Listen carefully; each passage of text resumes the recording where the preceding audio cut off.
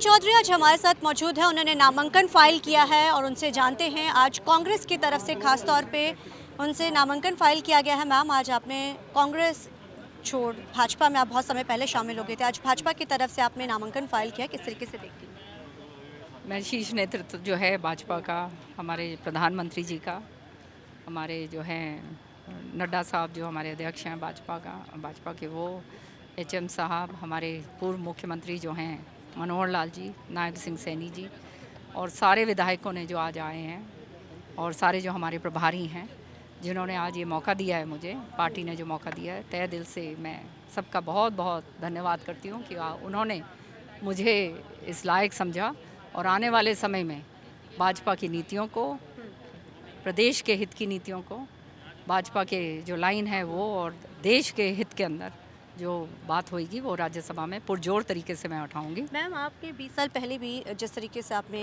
राज्यसभा जाने के लिए गए थे, लेकिन जिस तरीके की चीज़ सिनेरियोज रहे, अब वही आवाज़ गूंजेगी, लेकिन पक्ष पल बदल चुका है। किस तरीके से आपको लगता है कि अब जो चीज़ें बड़ी स्ट्रांगली आप रख पाएंगे और कौन कौन से मुद्दे ऐसे होंगे जो हरियाणा के अब गूंजेंगे? विधानसभा में मैंने कोई कसर नहीं छोड़ी जनता के हित की आवाज़ उठाने के लिए, और आपने ये भी देखा होगा कि जो कार्रवाई दूसरों को करनी चाहिए थी वो लोग नहीं अपनी जब दायित्व निभाते थे, तो मेरी आवाज़ कभी भी ओझल नहीं हुई। अब जो है भाजपा में शामिल होने के बाद अब मैंने ये देखा है कि ये राष्ट्रहित की पार्टी है और जनता के हित की पार्टी है और जनता के हित के काम करती है, तो ये नेचुरली जो हरियाणा के मुद्दे होंगे उनको मैं जोर शोर से जो है राज्यसभा में उठाऊंगी। जनहित के और जो राष्ट्रहित के मुद्दे जो हैं उन पे भी मैं बोलूँगी, क्योंकि मेरा एक बहुत लंबा अनुभव है। सो वो अगर मुझे मौका मिलेगा तो उसके ऊपर मैं ज़रूर कार्रवाई करूँगी। कांग्रेस लगातार दावा जो इस पर ठोक रही है कि इस पर हम सरकार बना रहे हैं, हरियाणा मांगे हिसाब वो लगातार चला रहे हैं, किस तरीके से आप देखती हैं कि लगता है इस बार वो कहते हैं सरकार तो हमारी बनने जा रही है, क्योंकि 9.5 साल में वो काम ही नहीं हो पाया है हरियाणा में? क्या हिसाब मांगेंगे? ये हिसाब तो जनता मांगेगी इनसे। सच्चाई ये है कि 10 साल में आपने किया क्या? 10 साल में CLU करे, 10 साल के अंदर गरीब किसानों के जो हैं वो ज़मीनें खरीद के बड़े बड़े साहूकारों के जो बिल्डर्स हैं उनको दी, जो है पूरी तरह से हरियाणा की लुटाई करी गई, जो है सबके सामने। आज जो है मेवात में आप चले जाइए, मेवात के अंदर किसान बैठे हुए हैं और वो खुलेआम कह रहे हैं कि हुड्डा ने जो है हमारी ज़मीनें जो हैं हमारे को जो है ज़मीनें हमारी अधिग्रहण करवा दी और हमारे को उसका वो नहीं मिला है, मुआवजा नहीं मिला, या जो भी है खुलेआम अभी भी वहाँ पे धरना चल रहा है। तो ये हालात जो हैं इन्होंने करे। भाजपा ने पूरी तरह से यहाँ पर कोई ऐसी जो मांगे किसानों की थी, अब जो है नायब सिंह सैनी सरकार ने सारी मांगों को पूरा करा है। कोई एक ऐसी मांग नहीं रही है जो रह गया, बल्कि मांग से भी आगे बढ़ के जो है सरकार ने किसानों को दिया है। और जो है सबसे बड़ा मुद्दा है बेरोज़गारी का।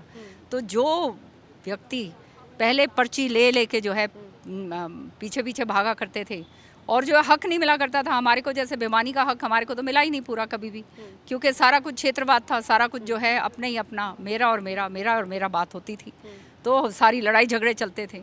तो जो है ये खर्ची पर्ची का मामला जो है ये ख़त्म करा है सरकार ने।